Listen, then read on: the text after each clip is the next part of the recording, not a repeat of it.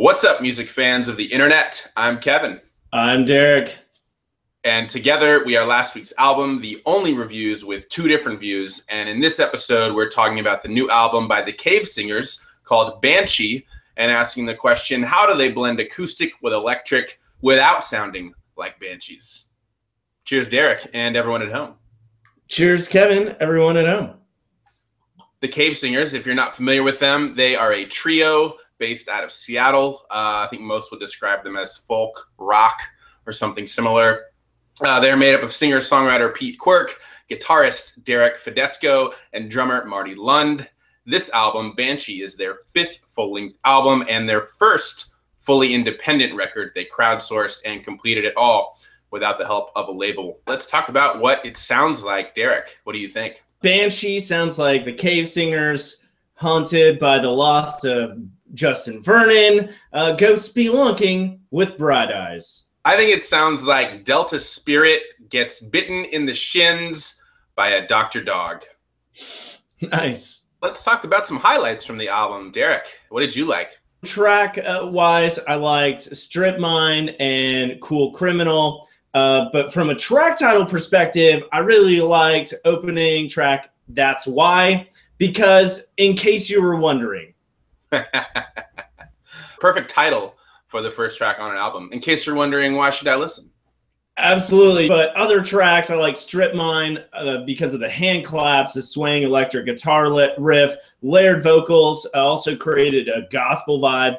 And I also like Cool Criminal. There was a lively acoustic guitar riff, shimmering electric guitar murmurs in the background, and a really interesting story lyrically. As far as tracks go, I completely agree on Strip Mine for the same reasons. Definitely a standout track. That's Why, in addition to its title, I thought was a great bass riff-driven intro to their sound. And I also thought Fade Away was a really nice, soft, acoustic pining. Beyond tracks, I also really liked their lyrics. I thought they were optimistic and very reflective, and also thought they had really great riffs, both on bass and guitar. There were some just really killer grooves that each of those instruments laid down and sort of carried the weight of many, many songs. I think you make a great point. Although at times I thought maybe they were too reliant on some of those grooves and didn't expand on them maybe as much as I would have liked at times. It's like you read my mind, Derek. Let's talk about some lowlights. To that point, yeah, I do think they have a tendency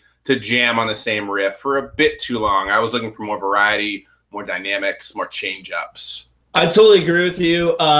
Cool Criminal, even though I liked a lot of it, towards the end, I was really kind of hoping they were going to build a little bit more, and it never really came. The Swimmer, too, I thought was them kind of going outside their comfort zone a little bit, a little more lively sound, but at the same time, I thought it was a little too focused on the main guitar riff there. And yeah, just track-wise, Cool Criminal and Lights in the House, neither one of those did a whole lot for me personally.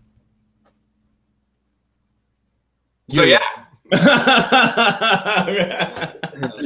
I said you're wrong. I'm kidding. I was like, you're wrong on Cool Criminal.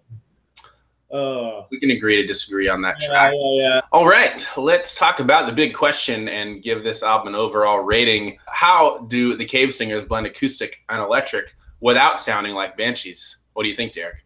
Kevin, I think that's an easy answer. Like everything in life, moderation. Just kidding.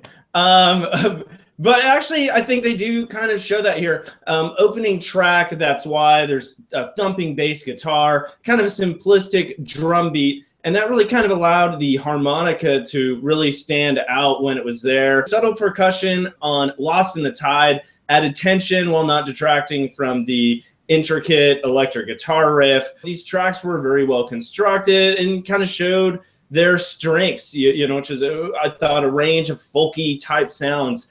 However, I was left wanting more in a few places. Again, maybe that, whole notion of moderation almost puts a ceiling on how creative these songs can be, and almost a ceiling on enjoying them. I'm giving this one a 3 out of 5. We'll agree for the most part. I thought they do a great job of smoothly mixing somewhat disparate elements between electric and acoustic. I think everything gels together really, really nicely, almost too nicely And I think that works against them a little bit. There's not much tension or surprise here. I'm going to give this one a 3 out of 5 as well. So that's a combined 6 out of 10 for Banshee by the Cave Singers. Definitely check out this new album by them and let us know what you think about it. Don't forget to subscribe if you're not already.